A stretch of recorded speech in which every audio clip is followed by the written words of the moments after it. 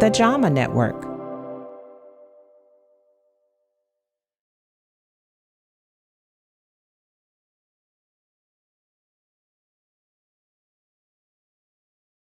So we're going to start filling here, periorbital filling, as the article that is accompanying this journal talks about is the new thought, look straight here, look straight at the camera forward, is that the eye starts to look like it's slanting and looks like it's sagging. But a major component for me is this inner brow component that starts to empty and hollow. So when I fill this, oftentimes I don't need to fill the lateral brow because it takes a sloped angle and makes it look more horizontal. So this is the two triangles we talked about, a short limb, a long limb, and the medial side is now a long limb and a short limb. If you start seeing these triangles, you start to see that these are areas that could benefit from improvement. The mid-face volume is depleted, and so when the midfacial volume is depleted, by filling in the lateral quadrant, we start to see that sometimes this area is improved. Either it's completely improved, partially improved, or it's not completely improved. Once I start to fill this area, after filling this, I find it's much easier to do so.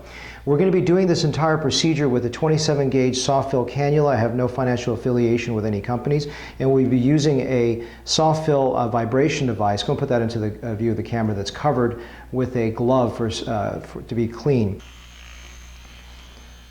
And so we have this is voluma, Juvederm voluma, which I find to be very, very powerful in its lifting potential, and just shaping this. And so I'm going to look for any changes into the lower eyelid aspect.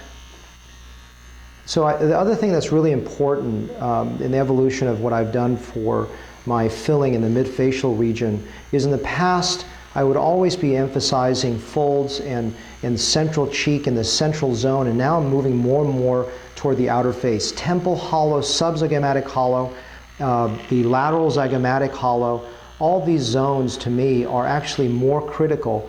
And if you see, it actually, look at that, it's already better, it's already improving by just filling a little bit in the zone. Its eyes closed. The goal is just to get into improvement of multiple shadow points, and by doing so, the face magically just looks better and more attractive. If you use your right brain, okay, go open your eyes for me, look straight ahead, you can see that a face starts to look better, and that's really the ultimate goal.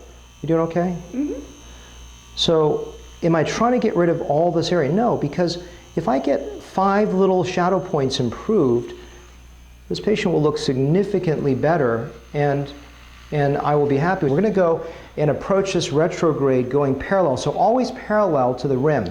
When you're doing fat grafting, you're doing perpendicular. When you're doing this, you're doing parallel. So eyes closed. So we're going to enter this and go back retrograde toward the lateral aspect to fill it. And I find it's the best approach to the rim. Eyes open, look straight ahead.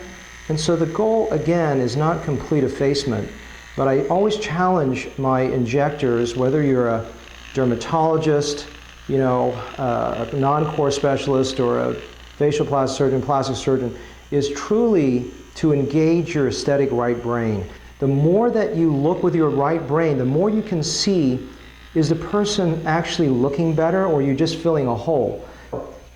And the goal is trying to make a person look as good as possible for the budget allocated that she has for me to work with. Eyes open, look straight ahead. So could I fill more? Sure, I could fill more, but you know what?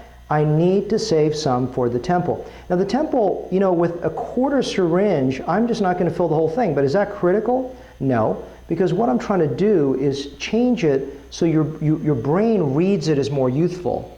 Let's take a look here. Look straight at me. Yes, so I've horizontalized the eye with that little bit of treatment. Now, I only have a tiny bit of product left, so filling the temple is going to be impossible, but where's the most important area? It's the lower temple. So this area, of course, I could do the conjoined tendon, but to me, where I feel the sweep, the depression point is down low. So this is the art of conserving product, and I think it's as important to teach you how to use 6 syringes as it is to try to leverage 2 syringes in a very effective way. So what we've done here with really a couple syringes of product is recontour the outer shape of the face. Is it perfectly done? No, but it's much better. We could use more in the upper temple recess. We could use more in the zygomatic arch. We could build more into the cheek. We could build more of the buccal. But this is an endless project. The goal is to prioritize the zones of maximal impact.